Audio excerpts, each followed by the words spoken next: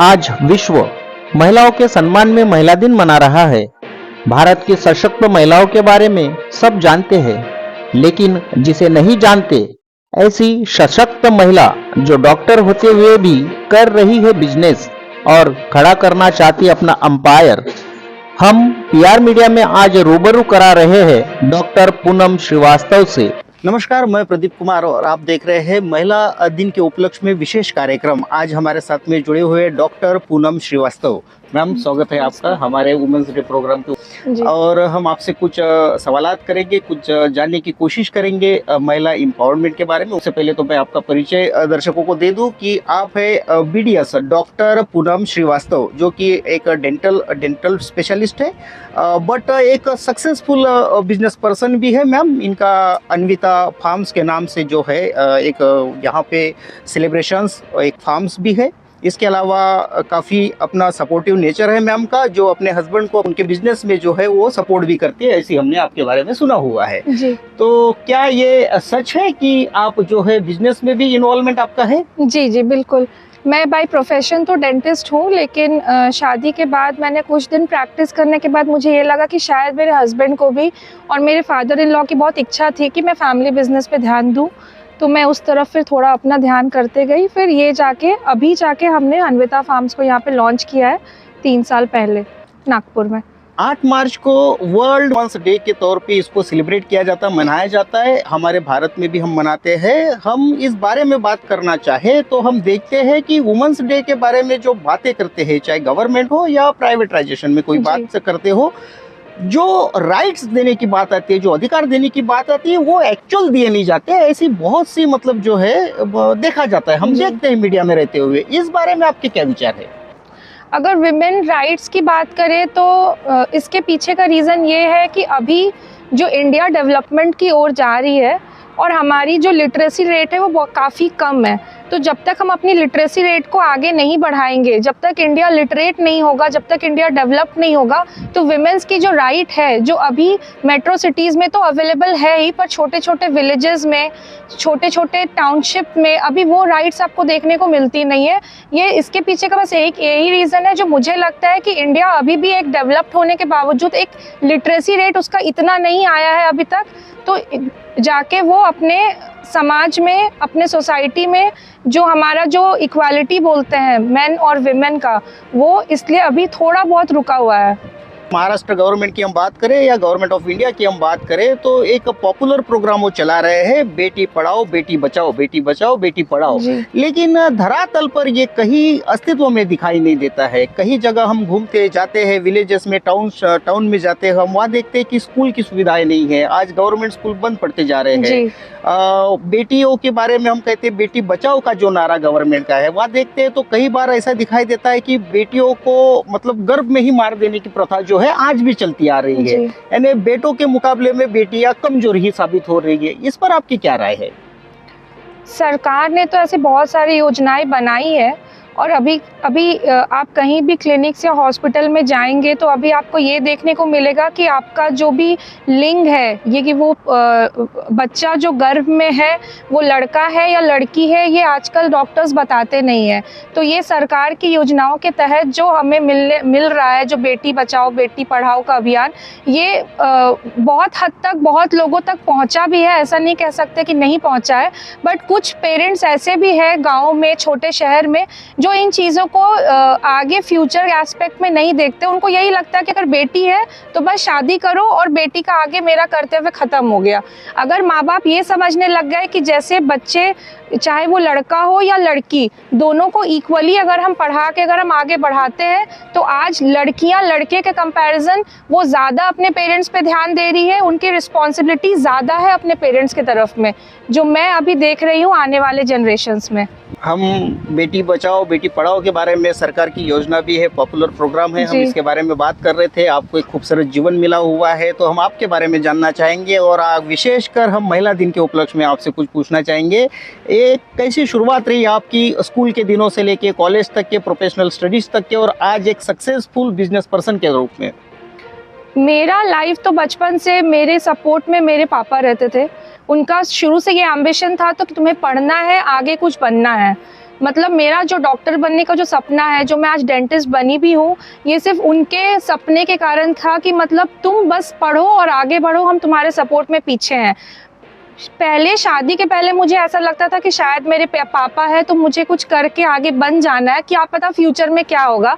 But ये मेरी किस्मत अच्छी है कि शादी के बाद जितना पापा मेरे सपोर्ट किए, उतना ही मेरे फादर इन लॉ, मेरे हस्बैंड, मेरी पूरी इन लॉज की फैमिली मुझे इस चीज़ में सपोर्ट कर दी कि तुम आगे बढ़ो, हम तुम्हारे साथ खड़े हैं पीछे।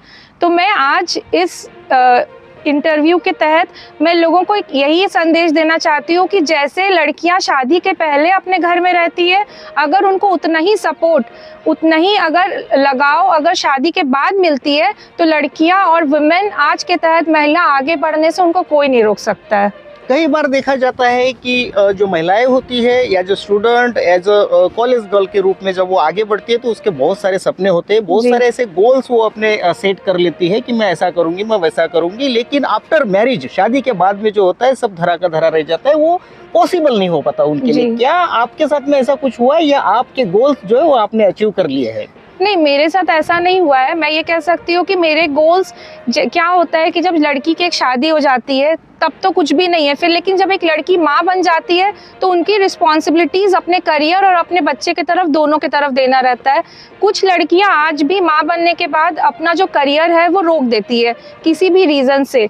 आज आप देख सकते हैं कि जॉइंट फैमिली से लोग न्यूक्लियर फैमिली में शिफ्ट कर रहे हैं। एक वो भी रीज़न है जिसके कारण लड़कियों को कोई सपोर्ट नहीं मिलता, फैमिली सपोर्ट नहीं मिलता, क्योंकि उनके अकेले ही सब कुछ संभालना पड़ता है। तो मैं ये कहना चाहूँगी कि मेरा जो लाइफ था वो शादी के बाद मुझे ऐसा लगता नहीं कि कुछ भी चेंज हुआ है। और ऐसे ही चीज़ अगर सभी फैमिलीज़ में, अगर सभी जगह पे, हर जगह हर हस्बैंड और इनके इन लॉज अगर सपोर्ट करते हैं, इवन शादी के पहले भी अगर माँ बाप अगर उनको सपोर्ट करते हैं कि आप अपना करियर पे ध्यान दो, साथ ही साथ आप अपनी रिस्पॉन्सिबिलिटीज़ भी पूरा करो, जो आजकल महिलाएं कर रही हैं। आप महाराष्ट्र में देख सकते हैं कि ज़्यादातर लोग यहाँ पे, आपको जितनी भी स्टाफ मेंबर्स है आपको महिला ही दिखेंगी। ये महाराष्ट्र में शुरू हो चुकी है। अगर इस तरह से अगर सब जगह हमारे देश की सभी स्टेट में अगर चालू हो जाए तो महिला को आगे बढ़ने से कोई नहीं रोक सकता है। हम आपके मैरिड लाइफ के बारे में बात करें तो आपके जो बेटर हाफ है मिस्टर श्रीवास्तव, इनके जी। बारे में क्या विशेष आप बताना चाहेंगे? मेरे हस्बैंड का कैसा है कि वो बहुत ही काम डाउन इंसान है। मैं थोड़ी सी अलग कैटेगरी की हूँ। बोलते हैं ना कि दो हस्बैंड वाइफ कभी एक जैसे नहीं हो सकते, तो हम बिल्कुल ऑपोजिट है। वो बहुत ही शांत है, मैं बहुत अलग किस्म की हूँ, मैं बहुत शॉर्ट टेम्पर्ड हूँ। लेकिन मेरे जो इन लॉज हैं उनका सपोर्ट, उनका संस्कार मेरे हस्बैंड में दिखता है। और ऐसा हस्बैंड अगर हर लड़की को अगर मिले तो उनको आगे बढ़ने से कोई नहीं रोक सकता। क्या एक मैसेज आप उन महिलाओं को देना चाहेंगे जो महिलाएं आज भी अपने आप को कमजोर समझती है? मैं ये मैसेज देना चाहूँगी कि वो महिला चाहे कैसी भी हो, पढ़ी लिखी हो या ना पढ़ी लिखी हो, काम करती हो या ना करती हो, अगर इंसान अपने अंदर ये जज्बा रखे कि हम कुछ भी कर सकते हैं, क्योंकि हम जानते हैं कि एक महिला ही एक जीवन देती है, महिला ही एक बच्चे को जन्म देती है। तो जो महिला एक बच्चे को जन्म दे सकती है, इस दुनिया में एक जीव को लेके आ सकती है, वो महिला आगे अपने जीवन में कुछ भी कर सकती है। हम रोजगार के संदर्भ में बात करेंगे। हम देखते हैं कि जैसा कि आपने कहा कि मैक्सिमम ऑफिस में जो है, मैक्सिमम इंडस्ट्री एरिया में जो है, जो स्टाफ है वो फीमेल स्टाफ ज़्यादा दिखाई देता है। ये महाराष्ट्र की हम बात करते हैं, लेकिन महाराष्ट्र के अलावा भारत के अन्य राज्य जो है, जो आज भी महिलाओं के बारे में उनकी सोच जो है थोड़ी छोटी ही दिखाई देती है। जैसे बिहार है, हरियाणा है, पंजाब है, इन राज्यों की बात हम करते हैं तो बेसिकली ये सामने आ जाता है। स्वरोजगार के बारे में, ये तो हम फिक्स जो जॉब की बात हो गई उसे छोड़कर स्वरोजगार के बारे में यदि हम बात करें तो क्या परसेंटाइल होगा आज की तारीख में महिलाओं के स्वरोजगार के बारे में? परसेंटाइल की अगर बात करें तो मुझे लगता है कि स्वरोजगार में परसेंटाइल में अभी भी महिला बहुत पीछे है। आप कह सकते हैं 20 से 25 परसेंटाइल ही महिलाएं ऐसी है जो स्वरोजगार में शामिल है। और ये इसलिए है क्योंकि हमारे भारत में जो बिहार है, यूपी है, हरियाणा है, ये सारी जो स्टेट्स हैं, ये महिला को आगे बढ़ने से रोकती है। क्योंकि मुझे पता है कि महिला अगर आगे बढ़ेगी तो कहीं ना कहीं जो हमारे समाज में जो मेंस हैं, जिसको मतलब पैट्रियार्की जो लोग फॉलो करते हैं, उनको कहीं ना कहीं ये चीज़ की डर है कि अगर महिला आगे बढ़ेगी तो उनका जो इस समाज में जो इज्जत है वो कम हो जाएगा। होगा। पर मैं ये कहना चाहूँगी कि अगर महिला आगे बढ़ेगी तो इससे उनके समाज में इज्जत और बढ़ने ही वाली है, क्योंकि आज एक बेटी अगर एक पायलट बनती है या एक बेटी अगर आज एक सरकार में किसी भी कैबिनेट में कोई भी मिनिस्ट्री के पद पे अगर बैठती है तो उससे उनके हस्बैंड, उनके फैमिलीज का मान सम्मान बढ़ता ही है, ना कि घटता है। महिला सम्मान की बात हम करते हैं, मान सम्मान की बात हम करते हैं। हम कई बार देखते हैं कोई क्राइम सीन हो तो उसमें जो होता है, पीड़ित यदि महिला है फिर भी उसे दोषी करार दिया जाता है, उसी को मतलब गिल्टी करार दिया जाता है। इस बारे में आप किस तरीके से देखते हैं?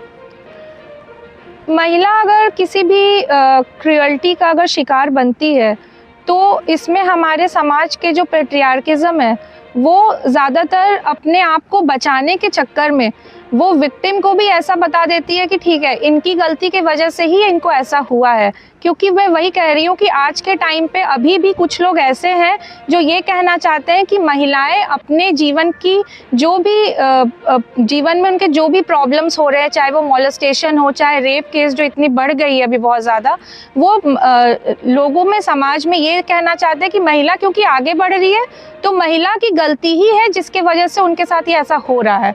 तो इसलिए मैं समाज को ये संदेश देना चाहूँगी कि फैमिलीज में, चाहे वो उनके फादर से लेकर के, उनके ब्रदर से लेकर के, शादियों के बाद में उनके हस्बैंड, उनके इन लॉज, अगर हर घर में अगर माँ अपने बेटे को ये संस्कार देगी कि लड़का और लड़की एक समान है तो फ्यूचर में आने वाले जनरेशन्स में हमें ये केसेस कम देखने को मिलेंगे।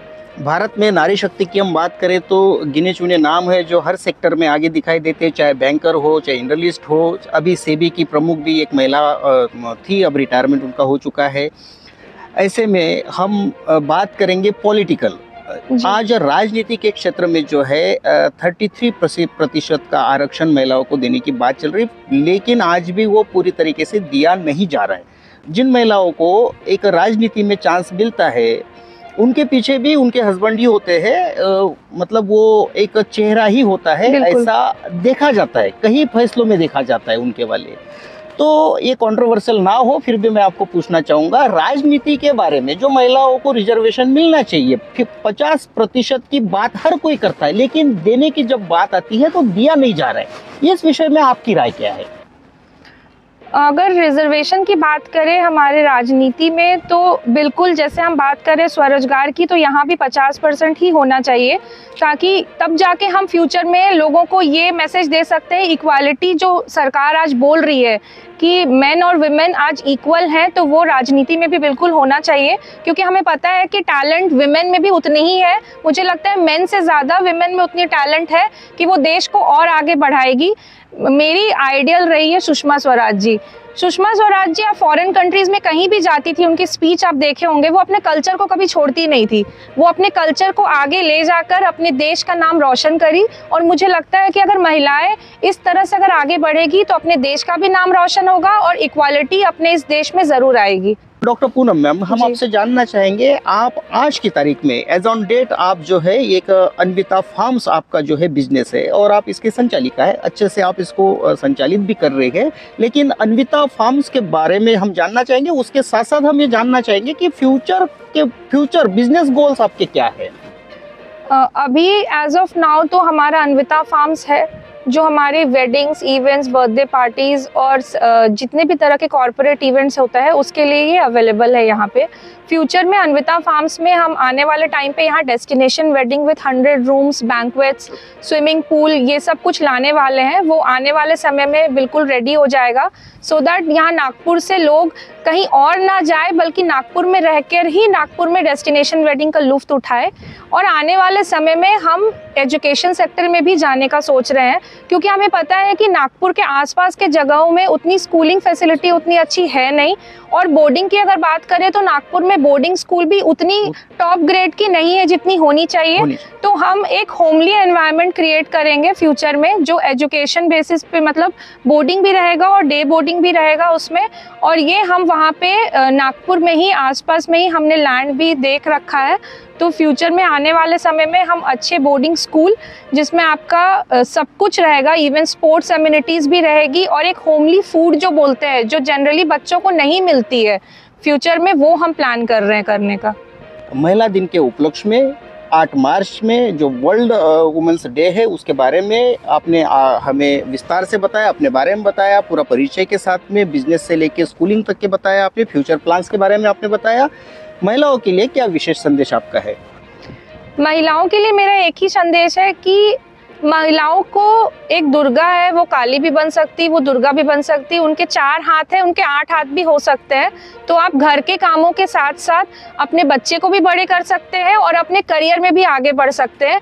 बस वो जज्बा होना चाहिए अपने अंदर कि हम महिला कुछ भी कर सकते हैं।